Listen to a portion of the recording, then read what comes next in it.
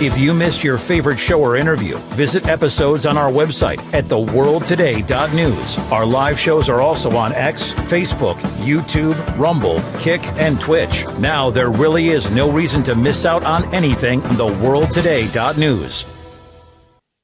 For The World Today, this is James O'Neill. Russian President Vladimir Putin reiterated readiness to host Ukraine's Volodymyr Zelensky in Moscow if talks are well prepared and productive, cautioning against meetings for the sake of meetings. Speaking in Beijing at the close of his 4-day trip, Putin noted U.S. President Trump urged such talks during their Alaska summit. He questioned Zelensky's legitimacy, claiming his term has expired without legal extension. Foreign Minister Sergei Lavrov added Moscow still prioritizes peace, citing progress in direct negotiations in Turkey earlier this year, including prisoner exchanges and repatriations of fallen soldiers. Slovak Prime Minister Robert Fico called it embarrassing that other EU leaders skipped China's victory parade, marking 80 years since Japan's surrender in World War II. Speaking in Beijing, where he joined Xi Jinping, Vladimir Putin, Kim Jong-un, and other leaders, Fico said Europe risks irrelevance by ignoring global shifts in power and failing to engage in dialogue. He emphasized honoring all victims of fascism and argued a new world order is emerging. Fico, who also attended Russia's May 9th Victory Day parade, continues aligning Slovakia with leaders outside the EU mainstream, drawing criticism from some Western officials. Kremlin officials played down U.S. President Trump's Truth Social post suggesting Russia, China, and North Korea were conspiring against Washington during Beijing's massive World War II parade. Russian aide Yuri Ushakov said he hoped Trump was joking, stressing no plots exist. Spokesman Dmitry Peskov echoed that the remarks were figurative. Putin, Xi Jinping, Kim Jong-un, and other leaders attended the event after the SCO summit. U.S.-Russia-China ties remain strained amid Trump's tariffs, sanctions, and the Ukraine conflict, though Trump recently met Putin in Alaska to mediate a ceasefire. A federal appeals court ruled 2-1 that President Trump cannot use the 1798 Alien Enemies Act to expedite deportations of alleged Venezuelan Tren de Aragua gang members. Judges said the law applies only in declared wars, not peacetime immigration cases, and blocked deportations in Texas, Louisiana, and Mississippi. More than 250 migrants deported under the policy have since returned to Venezuela.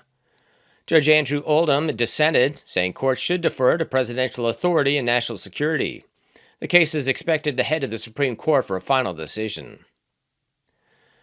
American actress Robin Wright told The Times she felt liberated moving to England, praising its freedom, even as Irish comedy writer Graham Linehan was arrested at Heathrow for social media posts critical of transgender activism. Police cited 3 tweets, including one urging resistance to men and women's spaces. Released on bail, Linehan was banned from posting on X while under investigation. Critics, including J.K. Rowling and Elon Musk, called the arrest totalitarian. Supporters argue the UK's speech restrictions protect minorities, though critics warn free expression is being eroded. Keir Starmer returned to the Commons today for his first Prime Minister's Question showdown with Kemi Badenoch for 7 weeks after MPs returned from their summer holidays earlier this week. Mr. Speaker, I'm not sure we would have heard all that sympathy if it was the Conservative Deputy Prime Minister who was being attacked. I remember when the Prime Minister said that tax evasion is a criminal offence and should be treated as all other fraud. If he had a backbone, he would sack her. But let's get back to the issue of borrowing. He did not answer why it is so high. Conservatives left him the fastest growing economy in the G7. Under him, the cost of our borrowing is now higher than in Greece. Why does the Prime Minister think this is? Mr. Speaker, if it had been the party opposite, there wouldn't have been the accountability that there now is in place, because they spent years and years avoiding it. And she makes her claims about the economy under their watch are about as credible as her place at Stanford University, frankly. This has been James O'Neill for The World Today. If you missed your favorite show or interview, visit episodes on our website at theworldtoday.news. Now there really is no reason to miss out on anything on theworldtoday.news. And welcome to it's a Thursday morning if you're in the UK. It's a Thursday afternoon if you're in Australia, and it's middle of the night between midnight and time to wake up in New York. Nigel Farage. I don't like Nigel. I mean, you might like him. I don't like Nigel. I think he's a game show host, a celebrity game show host. Come on down, I'm Nigel. Sorry. Anyway, he's been accused of relying on US tech bosses to help him to become the next PM in the UK. Cam, can you play accused? Familiar with the fact. Wrong. I have. You are familiar with the I've fact, Mr. Farage, I have had a public fallout with Elon Musk. that Donald Trump's campaign benefited to the extent of $250 million from Elon Musk. How much? You are familiar with that, correct? How much did Mr. Zuckerberg give to the Democrats? I mean, this is what happens, and people are. Well, he didn't give any money on Musk. Let me be clear. To the Democrats. He was sitting behind Trump with the rest of the tech bros, and you are here today to impress all of those tech bros, including Elon Musk. Isn't that correct? I'm going to answer your question very, very honestly. You need money from Elon Musk in order to get elected Prime Minister of Great Britain. That's the bottom line. Isn't that correct? We consider all day, as long as the chairman allows us. I don't mind. I had a very public falling out with Elon Musk. But you're still trying to get some money from him, though. Over a political issue. It's not about the prior disputes. I'm sorry, you're trying to ingratiate yourself with the tech bros by coming over here and trying to. Can I get a cup of coffee or something? And you're arguing. Be here a long time. What you're arguing is that the citizens of Great Britain should pay a tariff if these tech companies are not allowed to violate the laws of Great Britain. No, I'm not. That was a falsehood put out by the British Prime Minister today. You didn't say in your Prime Minister's statement. Questions. I have never. In your statement. I have never suggested any of the kind. You don't call My statement for is very tariffs clear. as tools to My force statement is Great very Britain. clear. My statement is very. You are not it calling might surprise you. You are not Mr. calling Johnson. for. It might surprise you to know tariffs and trade sanctions. Trade, you may not know this, but trade between our countries is actually rather important. You are the biggest investor in our country, and we're the biggest investor in yours. The gentleman from Georgia has expired, but the gentleman should be able to say some kind of response. Here to the United States. Regular order, Mr. Chairman.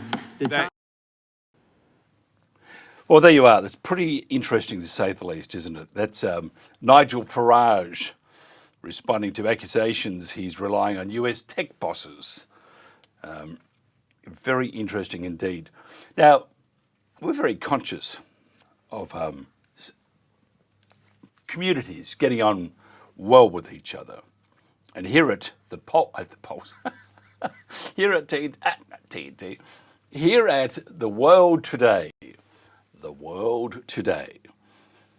we have a public service announcement in conjunction with Babylon Bee, a very upstanding and very honourable satirical company. Cam, can you play Stereotyping, please?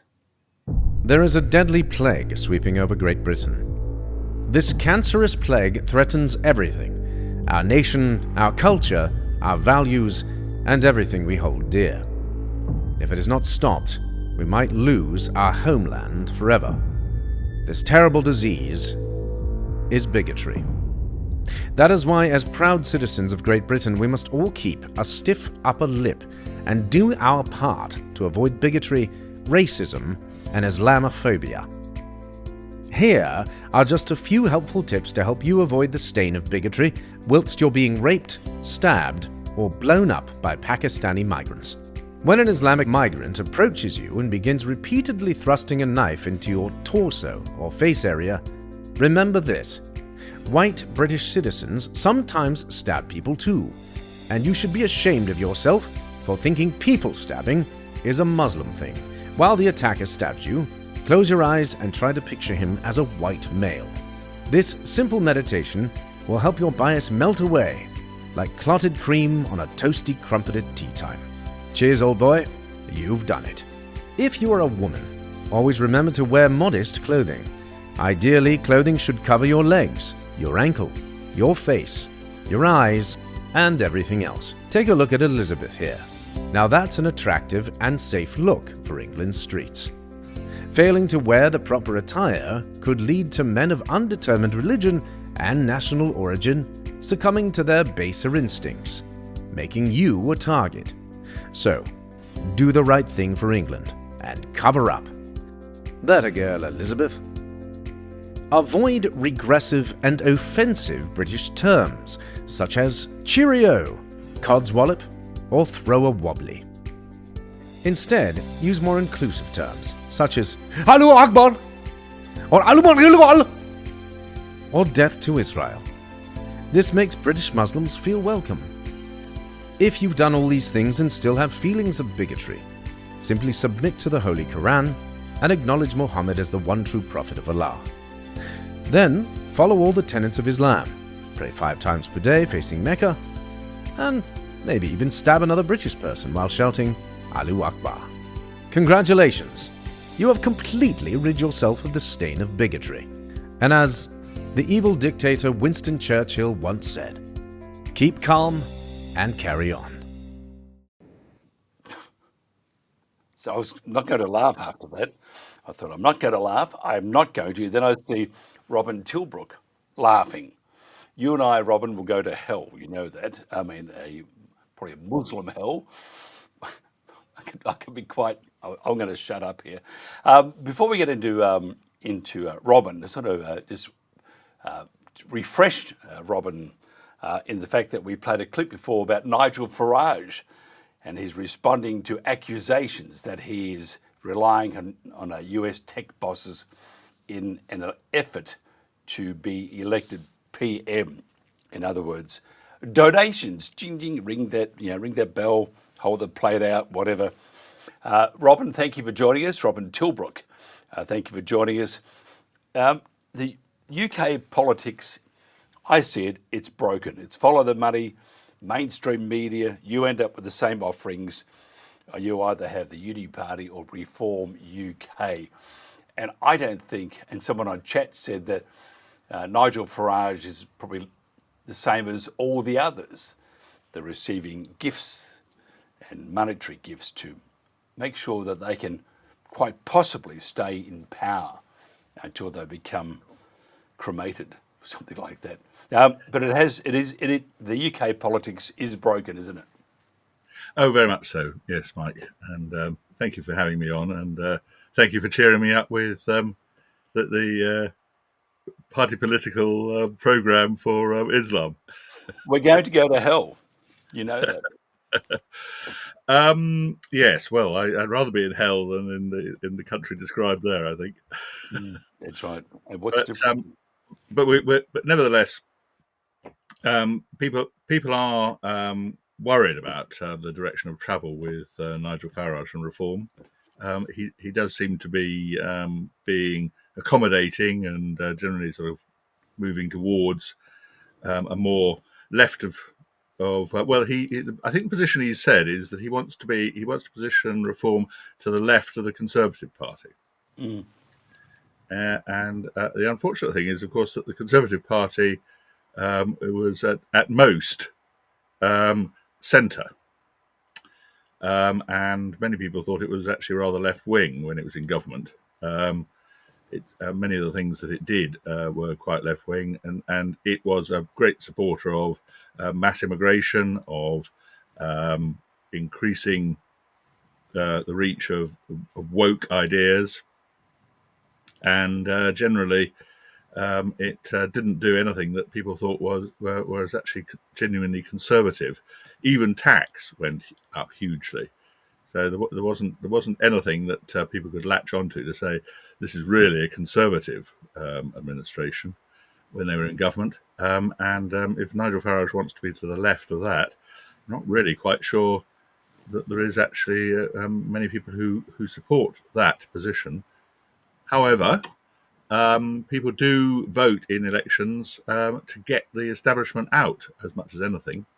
So it is still possible that he will do well in elections, and we're just waiting to see what actually happens. We've got the next big set of elections is in May next year, so that will be a test as to how successful Nigel Farage's strategy is. Do the main parties, including Reform UK, promise to reverse the fundamental problems such as immigration if they are elected and that are facing the UK at the moment? Yes, during elections, both of the main parties do tend to promise these things. Labour, perhaps less so than the Conservatives. Conservative parties aware that the people that vote for it are wanting less immigration, wanting less tax, wanting more freedom, wanting less intervention by woke types, wanting to be patriotic. And so they make out that they're like that, but when they actually got into office for the previous 15 years of office, they didn't behave like that. We had Conservative prime ministers and senior ministers saying repeatedly they were going to reduce mass immigration to the tens of thousands. That's what they said. By the time they left office, it was in the region of... Yeah, we have you just dropped out. You just went to Pluto then.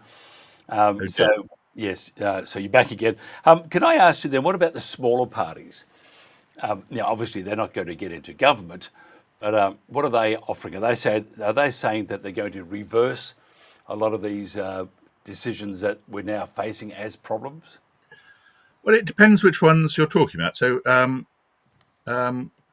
Jeremy Corbyn is in the process of setting up a new left party that's going to be much more to the left of Labour and much more openly, basically communist, and also very much more in favour of Palestine and the Palestinians and against Israel. So not all the parties are saying the sort of things that you're saying, but certainly many others are, and I suppose I'd have to say that the English Democrats are. Although the special thing about the English Democrats is that, of course, we're concerned about England, and one of the odd things about the UK is that England isn't looked after at all. England, they want to break up, whereas Scotland, Wales and Northern Ireland have their own governments. Angela Rayner, she's pretty chummy with Larry Fink. Is she the lady in waiting? Well, I think those that don't like her in the Labour Party have been rather pleased with the fact that she's made a big misstep. Because she has been found out avoiding tax. She's just bought a second home, and it looks like she's swerved paying £40,000 in tax that she should have paid on buying it, and this doesn't go down very well. When they were in opposition, Angela Rayner was saying that anybody who'd not paid every last penny of tax that they ought to have paid, like Zadawi, he was said to have avoided paying some tax, and she said he should resign. So she's now rather stuck with having called for the resignation of senior Conservative politicians when they haven't paid every last penny of tax, and now she's been found to be somebody who's done exactly the same. Yeah, it's what's good for the goose is also good for the gander. And I have seen, we've posted a couple of those tweets from James Freeman, ex-TNT, and James is rightly so. He's not very happy with Angela Rayner. Nigel, though, besides going to big tech anywhere he can find big tech to give him a few quid, is also getting a lot of support from GB News. I don't think it'd be financial, but I think it's a lot of publicity. Two questions. Is it wise for Nigel to be associated with GB News? I know that they're flavour of the month at the moment, but you fall out of flavour very quickly. And the same thing for GB News. Do you think it's wise that they're basically backing Nigel, because Nigel could also fall at the just collapse anywhere between now and the next election? Yes, Mark, you make a very good point. However, I think what the pathway that Nigel thinks he's following is what happened with Donald Trump. People here find it difficult to imagine that Donald Trump was actually one of the most famous TV stars in America before he became president the first time. He'd been for many years the leading figure in the American Apprentice show. He'd been bigged up in the American Apprentice show as a big, successful businessman who had, who was very decisive and was making the right business decisions. So the point is that he was actually a star, and of course Nigel has followed that pattern. He became the leading commentator, media host, program host in GB News, and furthermore, he did the "I'm a Celebrity, Get Me Out of Here," and so consequently, he's become quite a media star, and more so than any of the other political figures on the stage at Westminster. So I think that actually is an important part of what Nigel's trying to achieve, and that suits Nigel's personality because he does like to be centre stage. I thought he was a very shy person. Yeah, don't talk to me, I'm shy. He really is out there, and I just find him very game showish, celebrity game show. And you mentioned, "Get me out of here, I'm a celebrity." Same thing with an old colleague here, Lembit Opik. When I actually read a funny thing about Lembit, that I think Nigel Travers was on there, and he had to leave early because he wanted to stab him. So he had to get out of that competition. Otherwise, I think Nigel said he would have stabbed Lembit. And who would ever want to stab Lembit Opik? But Nigel, many would like to stab him too, but he's still with us. We're hearing that Qatar, or Qatar, whichever you want to pronounce it, owns about one third of London. Who would they be funding? Do you think Nigel would be there, or because I really can't see the Labor Party being funded by them? But who would they be funding? Do you think? What's your inkling? I haven't seen any proof of funding, but obviously they could provide facilities and things that were helpful. I think one of the points that has worried some people observing where Nigel's going is his willingness to work with and to support Islamic influence within the UK, and in fact, in one case, he was being interviewed and asked about dealing with Islam, and he made some remark along the lines of that if we fight Islam, we will lose. So I think it's possible that the Qataris would see him as a good place to put some money to help. And after all,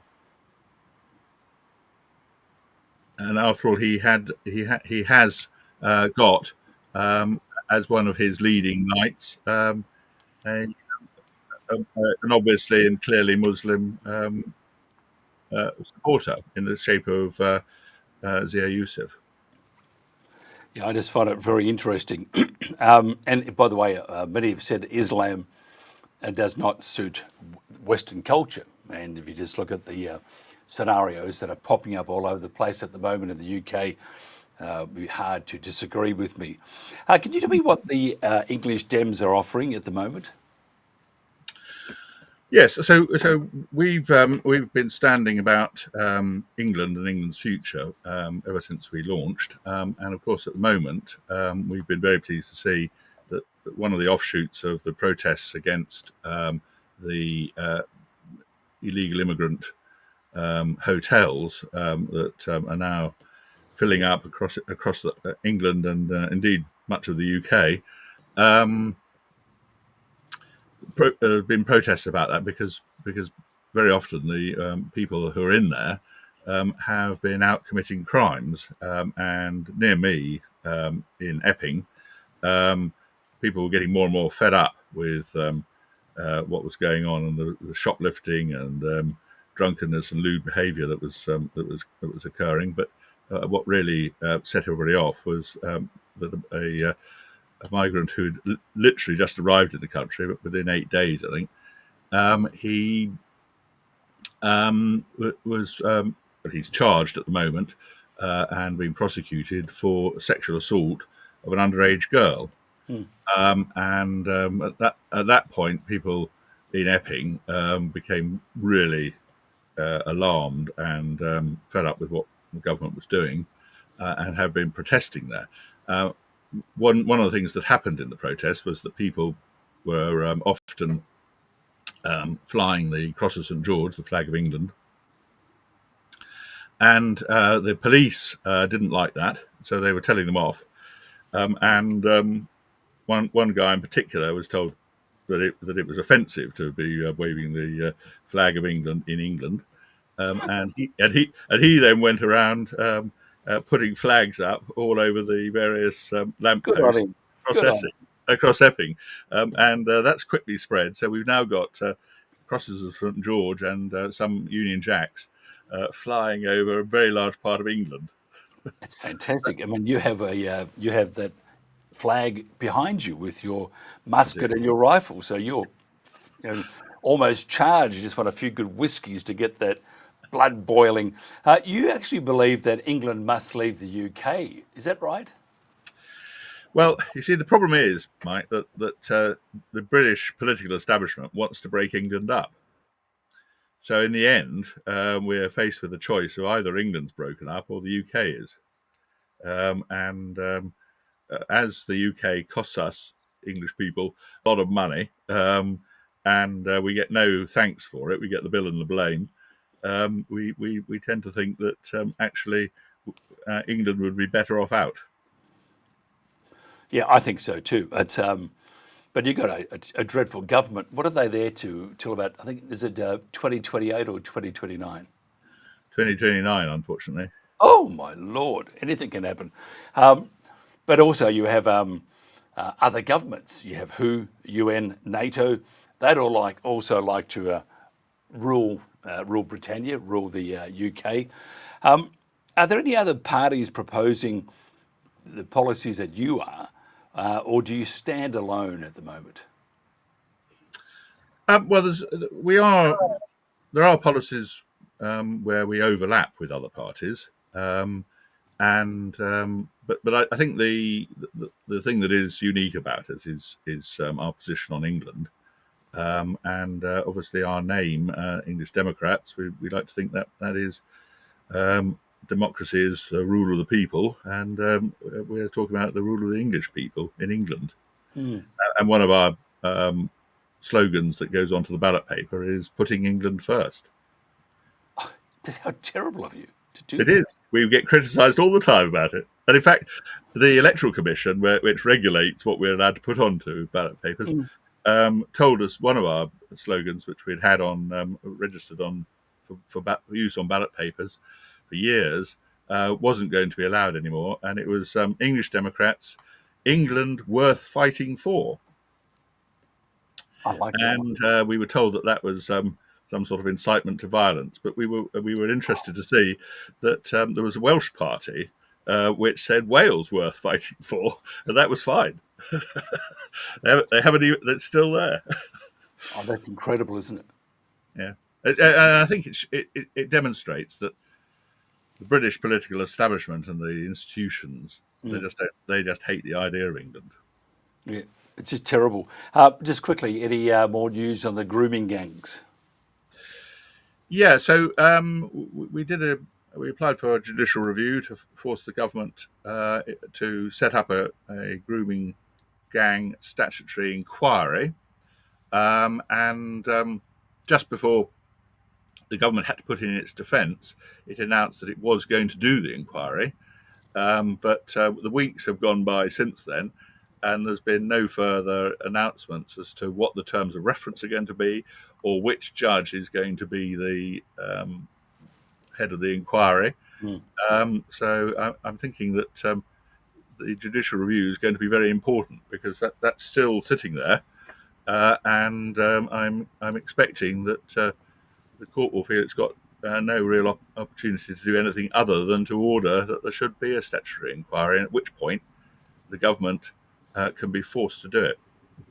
Yep, it's it's a terrible blight on the UK at the moment. It is. It really is a terrible blight. If somebody wants to find out more about you, Robin, how do they do that? Yeah, so the English Democrats website is englishdemocrats.party, and also I'm on Twitter at Robin Tilbrook. Just quickly, your gun. I mean, I'm fascinated by those guns, because you have to watch out; they'll be confiscated and given to the British Army, but because it might help them. Do you actually, have you ever fired it? Can you actually fire the gun? So the gun on the behind my head is the first breech loading issued rifle. It's a Schneider mechanism. It would still fire. I haven't actually fired it, but the law used to be that basically everybody could own a gun, and the Bill of Rights does actually say that Protestants are entitled to be armed, but during the course of the 20th century, there's been various licensing rules brought in, but they only relate to weapons that can chamber commercially available ammunition. So obviously a Schneider that doesn't apply to. I've got a flintlock musket on this side here, which you can't see, as well as the flintlock pistol, which I think you can see. And again, of course, none of those are covered by the legislation about gun ownership. So I'm not likely to get it confiscated, and I don't think it'd be that much use to the British Army. Although the Schneider was obviously a weapon that was worrying many people across Europe, and of course it's at the time when the rifles were being used, muzzle-loading rifles mostly, were being used in the American Civil War. And there's a famous story of a Unionist general seeing his men cowering behind a upturned wagon, and he rode up to them and shouted at them that they shouldn't cower there, that they were half a mile away from the Confederates, and there was no chance of the Confederates hitting them, whatever happened.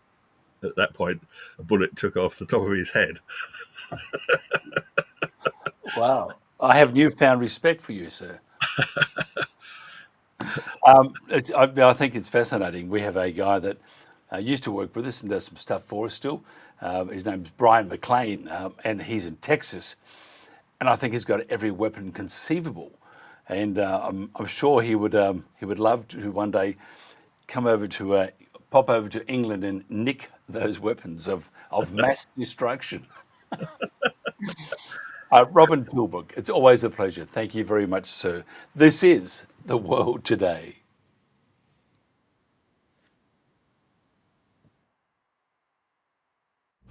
Emma, did you hear? Todd's in the hospital. Who's Todd? He got a collapsed lung from vaping. He thought it was cool. Not cool. Promise you won't vape, Emma. It can lead to a lifelong addiction, and we can't be friends if your lungs collapse. Bogus. Wacky sitcom teens aren't the best people to talk to your kid about vaping. Hey, you got a minute? You are. Start the conversation with your child about vaping today. A lot of my friends told me that I wasn't going to be able to do it. You don't need to start out with a teenager because they've had all these things that they've gone through. Could we give him the things he needed to be a successful adult? What parent isn't worried about, what am I not doing right? What am I not doing enough? That's my son. My dad showcased a sense of love that I never had before. I had a rough time, but I saw that even though the way I was acting, they didn't push me away. She says that we're her heroes, but she's also mine. I've had 3 other mother figures in my life, but only one of them has taught me how a mother loves. How you guys raised me is absolutely amazing. And I really, really appreciate that. Learn about adopting a teen from foster care. You can't imagine the reward. Visit adoptuskids.org. If you don't have a smoke alarm in your bedroom, by the time a fire burns through your door to activate your smoke alarm, it will be too late. Install smoke alarms in your bedrooms today. If you missed your favorite show or interview, visit episodes on our website at theworldtoday.news. Our live shows are also on X, Facebook, YouTube, Rumble, Kick, and Twitch. Now there really is no reason to miss out on anything on theworldtoday.news. And before we get into our next guest, and I'll get his thoughts on this, Federal Health Minister Mark, who looks like an angry rabbit, by the way, Mark Butler, has introduced a bill to empower the new Director General of the Centre for Disease Control, that's the CDC for Australia now, allocating $251.7 million with an ongoing $73.3 million annual budget. Now, the bill claims compliance with international human rights, but justifies limiting them for public reasons. And we'll talk about that in a second. We'll play the clip first, and I think that should have all sorts of alarm bells. It's just terrible. Cam, CDC.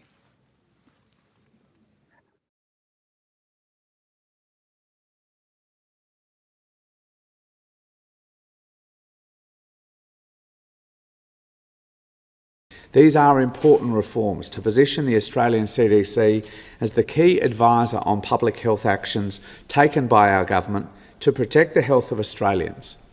There will be another pandemic. The only question is when, and there continue today to be infectious disease outbreaks. This bill will establish a role for the Director General of the CDC under the Biosecurity Act 2015. The Director General will have the ability to determine listed human diseases, a key decision which determines which human diseases are monitored at Australia's borders and where efforts are focused to prevent their spread domestically and abroad. This will ensure the Australian CDC... And back, Professor Ian Brighthope, Worlders founder, are you as alarmed as I am hearing Mark Butler say, first of all, we're going to spend initially close to 300 million setting this thing up, going to spend 73 to 74 million, which will go up every year. And by the way, we can limit your what you do. We can lock you down. Basically, if we need to, we can do all sorts of things to you because of the health risk to Australia. It must alarm you because it does alarm me. It's very alarming, Mike, extremely alarming to me. It's been going on for decades. I've been in medicine and healthcare for 5 decades. And when we talk about healthcare, very little of our healthcare system, it does involve real healthcare and prevention. In fact, less than 3% of our budget spent on prevention, and the majority of it spent on medical care, which does not necessarily cure disease and heal people. And as we saw in the last pandemic, plandemic or scamdemic as it's been called, everything that the government did virtually failed. And what they did was actually locked us down. They broke down our societal structures. They caused economic chaos, and all because of a virus that they thought would be worse than what it really was, because the authorities did know and did understand that the virus was a weaponized, or what we call gain of function virus, that would not kill anybody apart from the weak and the aged. And let's come back to the CDC and Mr. Butler. Mr. Butler is not a medical person. He's got no medical training whatsoever, or healthcare training whatsoever as well. He has no qualifications or experience in this field, yet he is the minister who has to run the Department of what I call illness, sickness and disease. He runs a department where there are bureaucrats with vested interests telling him what to do. He does not have any idea about the right questions to ask the right people at the right time about the health of the Australian nation. The Australian nation needs a better deal than what has been served up over the last 5 decades since I started medicine. And let me say the CDC is not going to be independent of the other organisations that have been established in Australia by the World Health Organization. We will be taking orders and instruction from the World Health Organization when we have the next pandemic. And the next pandemic may be another weaponized virus. Mr. Butler, like the previous minister, Mr. Hunt, neither qualified to run a department. Both ignore the important aspect of prevention using natural approaches that are far more powerful, far more effective than waiting for drugs, medicines and vaccines we know have not worked and in fact have caused more harm than good to the global population, not just the Australian population. Australia also has too many more collaborating centres with the World Health Organization than any other country in the world per head of population. And it's so bizarre that we are being experimented on in terms of so-called healthcare. It's interesting that Greg Hunt, former health minister, his new job, I have to say it's ironical. He's now working as a consultant at the Elixir team, which is Australia's longevity expert. So that glow in his cheeks, maybe it was from the Elixir team, but it's crazy. But tell me this though, if the CDC says you must do that because there's this pandemic out or this disease that's going to scare the bejeebers out of you, but nothing will happen to you, and you must lock down or you must do this, what happens if you say no? What do they do to you? Well, the legislation will be like it is in Western Australia, will be Australia-wide eventually. They can force you to lock down. They can force you to take a medicine or a vaccine that you don't have. And this is tyrannical. And this is why I wrote a Substack about the ABC, our national broadcaster, how it has willfully blinded itself to the facts and the data regarding the last pandemic, the COVID pandemic. These are issues that need to be addressed and need to be addressed widely amongst the Australian population. People need to know that they will be bullied into shutdown, lockdown, vaccines and drugs that they may not want to have or they may be allergic to. We have had so many people in this country die from the COVID vaccine.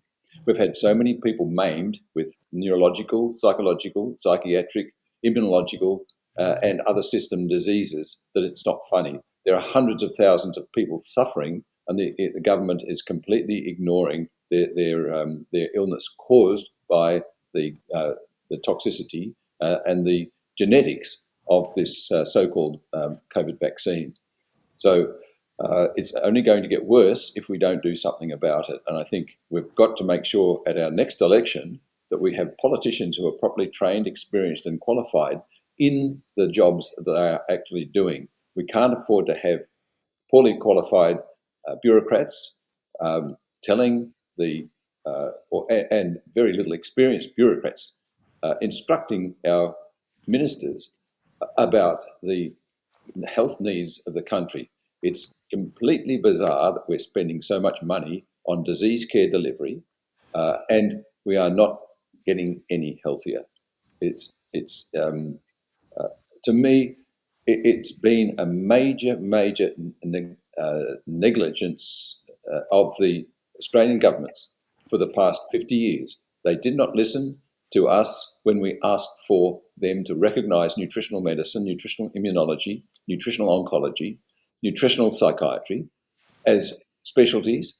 We've spent many hours speaking to politicians about these aspects, and they ignore us completely because they are conflicted. They kowtow to the pharmaceutical industry, and Big Pharma is running the healthcare and education of healthcare and medical care in this country like they are in the USA. And this is why I wrote that Substack, because the ABC attacked Robert F. Kennedy Jr., who's disbanded the CDC in the USA and sacked the heads of the departments within the CDC because they were corrupted. Yeah, and to get a lot of stuff through and to ease the doubts of the public, they need the ABC. The ABC is paid by the government, so they can most likely do what they like with it. Then you have all the commercial networks which get paid because it helps the bottom line. I've noticed that at the Doherty Institute, the head has slammed Robert Kennedy's extreme anti-vax stance. There's a lot of holes you find in Robert Kennedy's stance or his latest moves at the moment, but at least he's doing something, and I think a lot of it's smoke and mirrors. But at the same time, in Australia, we don't want to admit that we're wrong or the government was wrong. And they know they're wrong. So what they're doing is they're ramping it up. And to be attacking RFK Jr. for removing the contracts of some of those manufacturers and scientists who are making these COVID vaccines, and they're not vaccines, it's short-term gene therapy.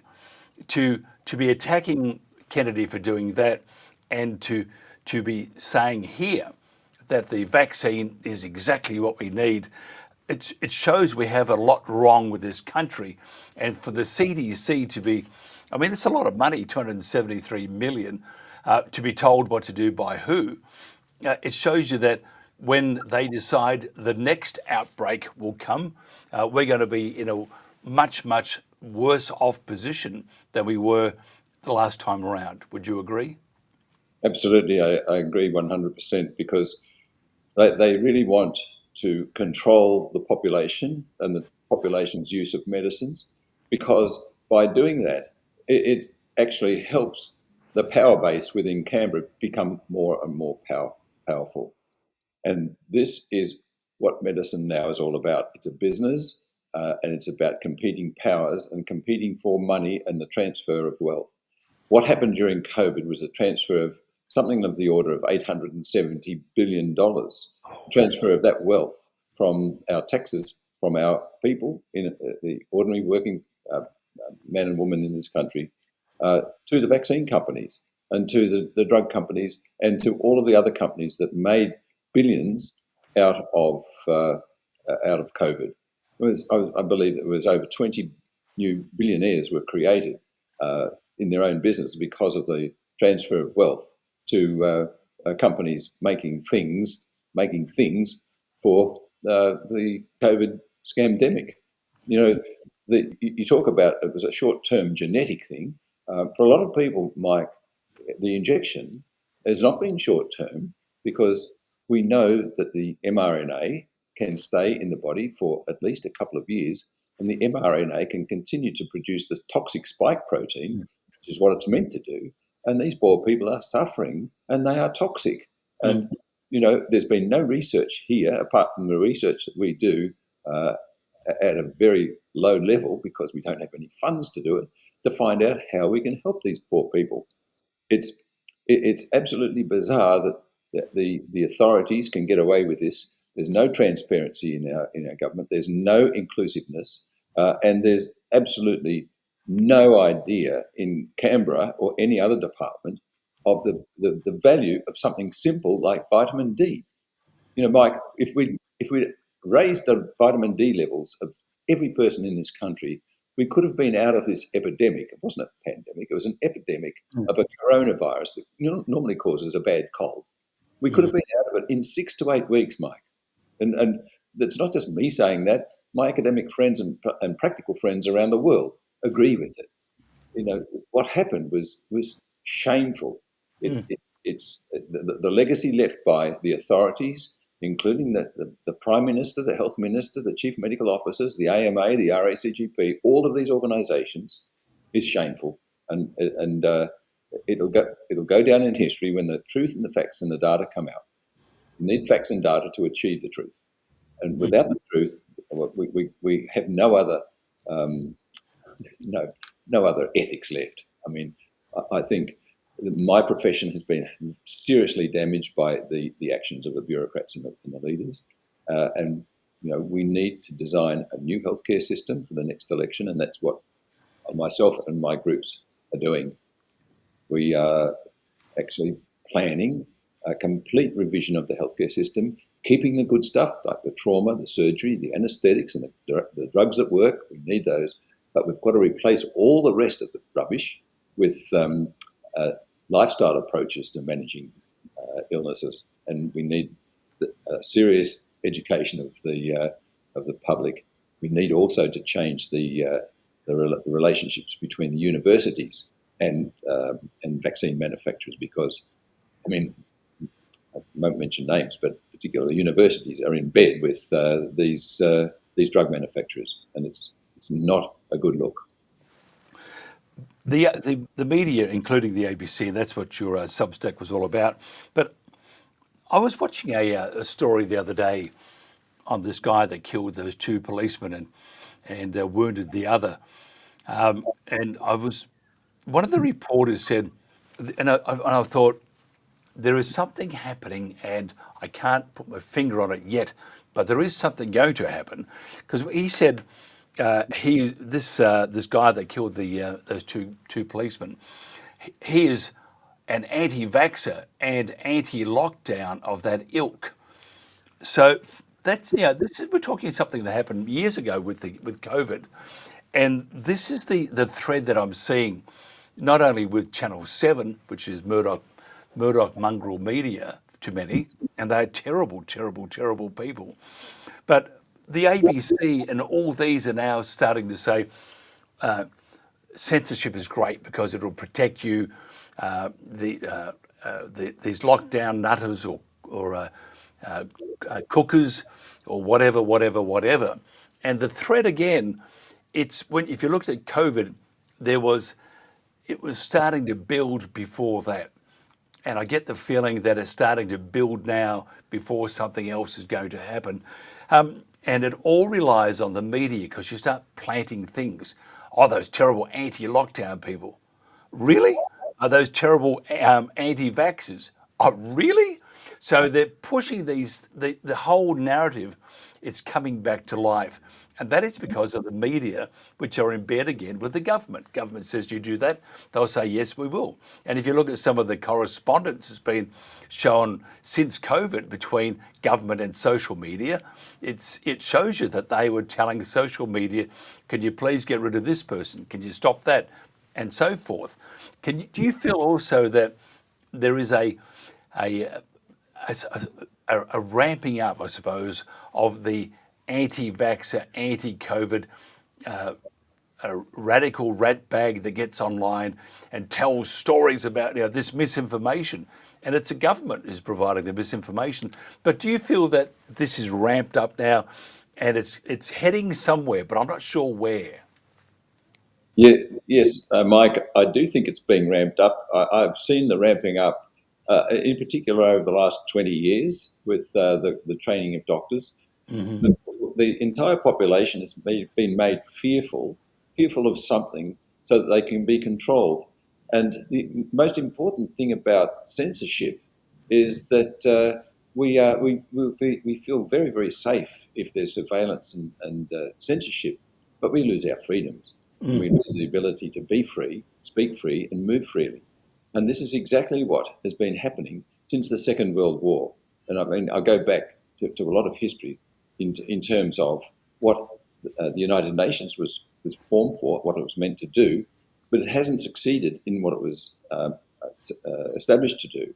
It hasn't prevented wars. But the powers that be now know, and the behavioural psychologists know, that if you keep an entire population fearful of something, you've got better control over them.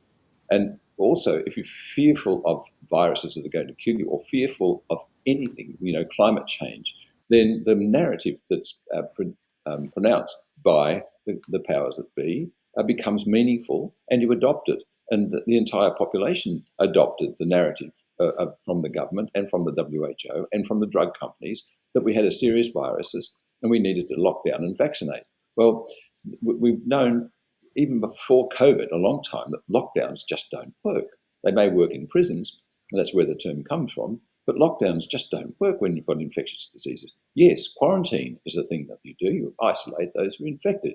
And talking about vaccines, well, I was a vaccinator. I was pro-vax. Then I became ex-vax because I decided that there was not enough evidence for any of the vaccines, putting smallpox aside, because there's still evidence that may have had an effect on smallpox. But by the time the vaccines really came in 1986 in large quantities, before that, and even before we had, when I was younger in the 1940s and 50s, we had two vaccines, smallpox and polio. Well, there was no evidence that any of the childhood illnesses have been affected by vaccinations.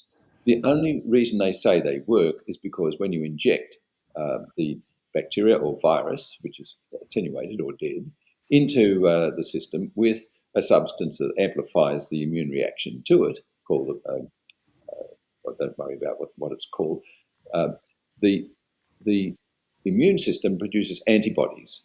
And we have antibodies in our blood called IgG and IgM, and that's fine. And they say, okay, we raise the antibodies, therefore we've got immunity against the bacteria or the virus, which is rubbish, because the bacteria and virus don't get into the blood straight away. They have to pass through the mucous membranes or through the skin or the skin of the lungs and lining the lungs and the gut. And there's no protection there.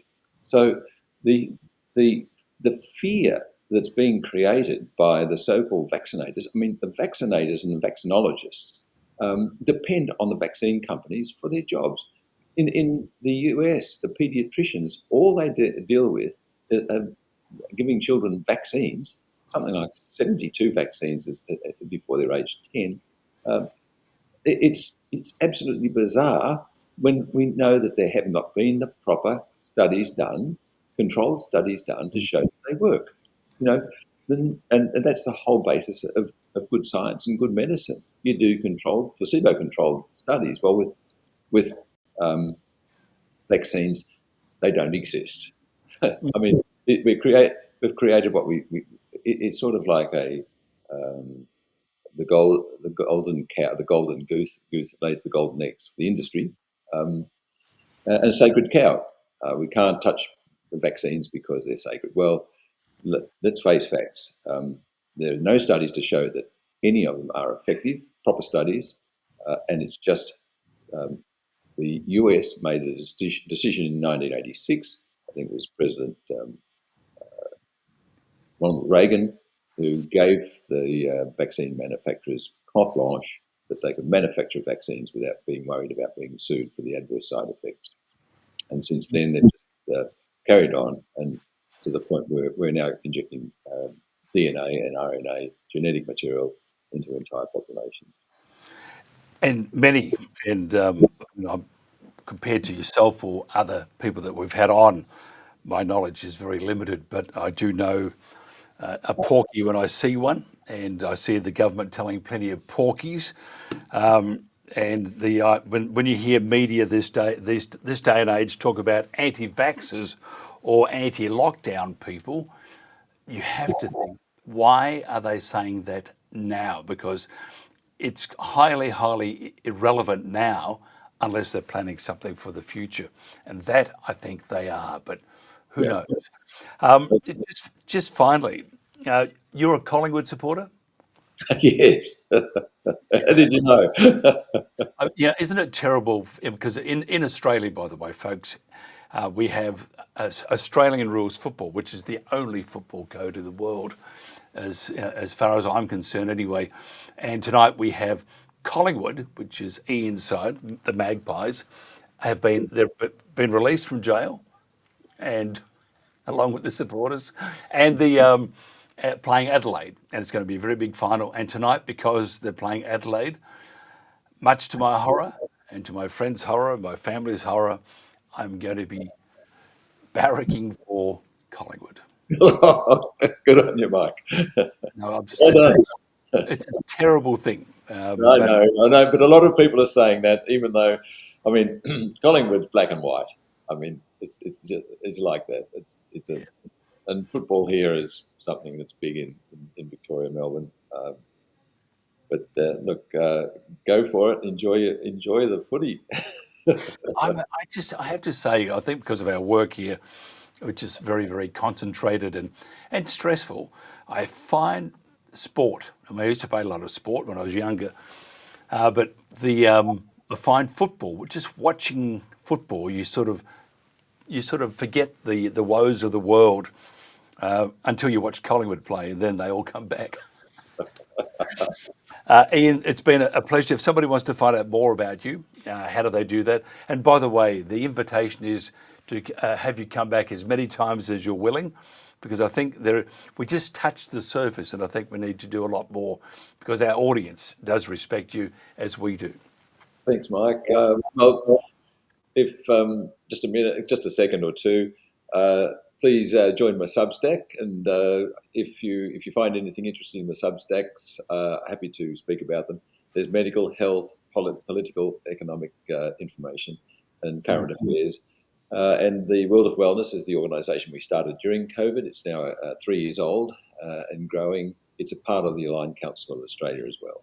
So we're growing our organisation so that we have some information for ladies and gentlemen and children and teenagers for our next election, so that they can actually choose politicians, hopefully, who have the right policies, especially with regard to health. I totally agree. And it's all good, because I mean, I can tell myself I haven't been taking my vitamin D of late, and working and you can feel yourself. It's funny. I know back onto vitamin D will fix that, but run out of it, too hard to get down to the shop to buy some more. But it really is the simplest, isn't it? Absolutely. I mean, you do look like you've got some vitamin D in your system, Mike. You've got a nice tan, so... All right, okay. But I'm looking good, baby. Yeah, certainly. Ian, always a pleasure. Thank you very much, sir. Thanks, Mike. This is The World Today.